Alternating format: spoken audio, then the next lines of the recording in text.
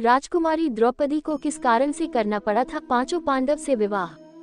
Video को अंत तक जरूर देखें। स्वयंवर सभा में अनेक देशों के राजा महाराजा एवं राजकुमार पधारे हुए थे। एक ओर श्री कृष्ण अपने बड़े भाई बलराम तथा गणमान्य यदुवंशियों के साथ विराजमान थे। वहां वे ब्राह्मणों की पंक्ति में जाकर बैठ गए। कुछ ही देर में राजकुमारी द्रौपदी हाथ में वरमाला लिए अपने भाई धृष्टद्युम्न के साथ उस सभा में पहुंची। धृष्टद्युम्न ने सभा को संबोधित करते हुए कहा, हे विभिन्न देश से पधारे राजा महाराजाओं एवं अन्य गणमान्य जनों, इस मंडप में बने स्तंभ के ऊपर बने हुए उस घूमते हुए यंत्र पर ध्यान दीजिए। उस यंत्र में एक मछली लटकी हुई है तथा यंत्र के साथ घूम रही है। आपको स्तंभ के नीचे रखे हुए तैलपात्र में मछली के प्रतिबिंब को देखते हुए बाण चलाकर मछली की आंख को निशाना बनाना है। मछली की आंख में सफल निशाना लगाने वाले से मेरी बहन द्रौपदी का विवाह होगा। एक के बाद एक सभी राजा महाराजा एवं राजकुमारों ने मछली पर निशाना साधने का प्रयास किया, किंतु सफलता हाथ न लगी और वे कांतिहीन होकर अपने स्थान में लौट आए। इन असफल लोगों में जरासंध, शल्य, शिशुपाल तथा दुर्योधन, दुशासन आदि कौरव भी सम्मिलित थे। कौरवों के असफल होने पर दुर्योधन के परम मित्र कर्ण ने मछली को निशाना बनाने के लिए धनुष उठाया, किंतु उन्हें देखकर द्रौपदी बोल उठी, ये सूतपुत्र है, इसलिए मैं इसका वरण नहीं कर सकती। द्रौपदी के वचनों को सुनकर कर्ण ने लज्जित होकर धनुष बाण रख दिया। उसके पश्चात ब्राह्मणों की पंक्ति से उठकर अर्जुन ने निशाना लगाने के लिए धनुष उठा लिया। एक ब्राह्मण को राजकुमारी के स्वयंवर के लिए उद्यत देख वहां उपस्थित जनों को अत्यंत आश्चर्य हुआ, किंतु ब्राह्मणों के क्षत्रियों से अधिक श्रेष्ठ होने के कारण से उन्हें कोई रोक न सका। अर्जुन ने तैलपात्र में मछली के प्रतिबिंब को देखते हुए एक ही बाण से मछली की आंख को भेद दिया। द्रौपदी ने आगे बढ़कर अर्जुन के गले में वरमाला डाल दिया। एक ब्राह्मण के गले में द्रौपदी को वरमाला डालते देख समस्त क्षत्रिय राजा महाराजा एवं राजकुमारों ने क्रोधित होकर अर्जुन पर आक्रमण कर दिया। अर्जुन की सहायता के लिए शेष पांडव भी आ गए और पांडवों तथा क्षत्रिय राजाओं में घमासान युद्ध होने लगा। श्री कृष्ण ने अर्जुन को पहले ही पहचान लिया था, इसलिए उन्होंने बीच बचाव करके युद्ध को शांत करा दिया।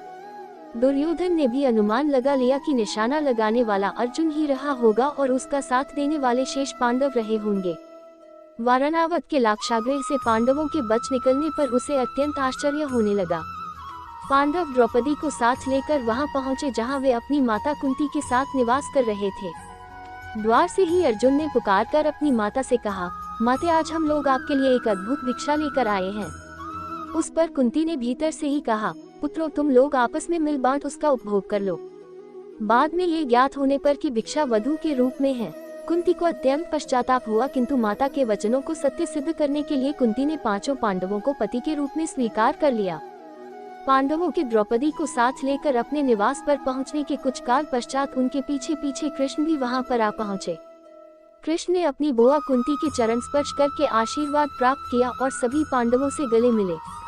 औपचारिकताएं पूर्ण होने के पश्चात युधिष्ठिर ने कृष्ण से पूछा, हे द्वारिकाधीश, आपने हमारे इस अज्ञातवास में हमें पहचान कैसे लिया?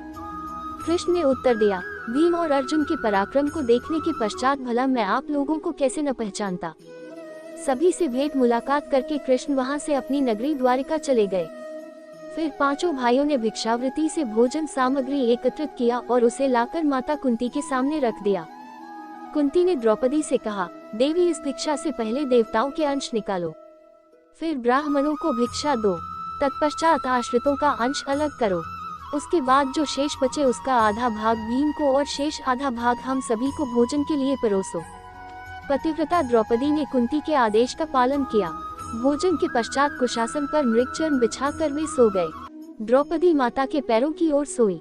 द्रौपदी के स्वयंवर के समय दुर्योधन के साथ ही साथ द्रुपद, धृष्टद्युम्न एवं अनेक अन्य लोगों को संदेह हो गया था कि वे ब्राह्मण पांडव ही हैं। उनकी परीक्षा करने के लिए द्रुपद ने धृष्टद्युम्न को भेजकर उन्हें अपने राजप्रासाद में बुलवा लिया। राजप्रासाद में द्रुपद एवं धृष्टद्युम्न ने पहले राजकोष को दिखाया, किंतु पांडवों ने वहां रखे रत्नाभूषणों तथा रत्न माणिक्य आदि में किसी प्रकार की रुचि नहीं दिखाई। किंतु जब वे शस्त्रागार में गए तो वहां रखे अस्त्र शस्त्रों उन सभी ने बहुत अधिक रुचि प्रदर्शित किया और अपनी पसंद के शस्त्रों को अपने पास रख लिया। उनके क्रियाकलाप से द्रुपद को विश्वास हो गया कि ये ब्राह्मण के रूप में योद्धा ही है। द्रुपद ने युधिष्ठिर से पूछा, हे आर्य, आपके पराक्रम को देखकर मुझे विश्वास हो गया है कि आप लोग ब्राह्मण नहीं हैं। कृपा करके आप अपना सही परिचय दीजिए। उनके वचनों को सुनकर युधिष्ठिर ने कहा, राजन, आपका कथन अक्षर सत्य है। हम पांडु पुत्र पांडव हैं। मैं युधिष्ठिर हूँ और ये मेरे भाई भीमसेन, अर्जुन, नकुल एवं सहदेव हैं। हमारी माता कुंती आपकी पुत्री द्रौपदी के साथ आपके महल में है। युधिष्ठिर की बात सुनकर द्रुपद अत्यंत प्रसन्न हुए और बोले, आज भगवान ने मेरी सुन ली।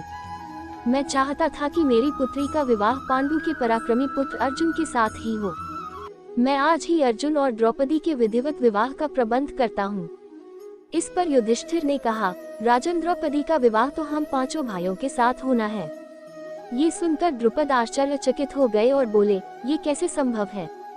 एक पुरुष की अनेक पत्नियां अवश्य हो सकती हैं, किंतु एक स्त्री के 5 पति हो ऐसा तो न कभी देखा गया है और न सुना ही गया है। युधिष्ठिर ने कहा, राजन, न तो मैं कभी मिथ्या भाषण करता हूँ और न ही कोई कार्य धर्म या शास्त्र के विरुद्ध करता हूँ। हमारी माता ने हम सभी भाइयों को द्रौपदी का उपभोग करने का आदेश दिया है और मैं माता की आज्ञा की अवहेलना कदापि नहीं कर सकता। इसी समय वहां पर वेदव्यास जी पधारे और उन्होंने द्रुपद को द्रौपदी के पूर्व जन्म में तपस्या से प्रसन्न होकर शंकर भगवान के द्वारा 5 पराक्रमी पति प्राप्त करने के वर देने की बात बताई। वेदव्यास जी के वचनों को सुनकर द्रुपद का संदेह समाप्त हो गया और उन्होंने अपनी पुत्री द्रौपदी का पानी ग्रहण संस्कार 5 पांडवों के साथ बड़े धूमधाम के साथ कर दिया। इस विवाह में विशेष बात ये हुई कि देवर्षि नारद ने स्वयं पधार कर द्रौपदी को प्रतिदिन कन्यारूप हो जाने का आशीर्वाद दिया। पांडवों के जीवित होने तथा द्रौपदी के साथ विवाह होने की बात तेजी से सभी ओर फैल गई। हस्तिनापुर में इस समाचार के मिलने पर दुर्योधन और उसके सहयोगियों के दुख का पारावार न रहा। वे पांडवों को उनका राज्य लौटाना नहीं चाहते थे, किंतु भीष्म, विदुर, द्रोण आदि के द्वारा धृतराष्ट्र को समझाने तथा दबाव डालने के कारण उन्हें पांडवों को राज्य का आधा हिस्सा देने के लिए विवश होना पड़ गया। विदुर पांडवों को बुला लाए। धृतराष्ट्र, द्रोणाचार्य, कृपाचार्य, विकर्ण, चित्रसेन आदि सभी ने उनकी अगवानी की और राज्य का खांडव वन नामक हिस्सा उन्हें दे दिया गया। पांडवों ने उस खांडव वन में एक नगरी की स्थापना करके उसका नाम इंद्रप्रस्थ रखा तथा इंद्रप्रस्थ को राजधानी बनाकर राज्य करने लगे।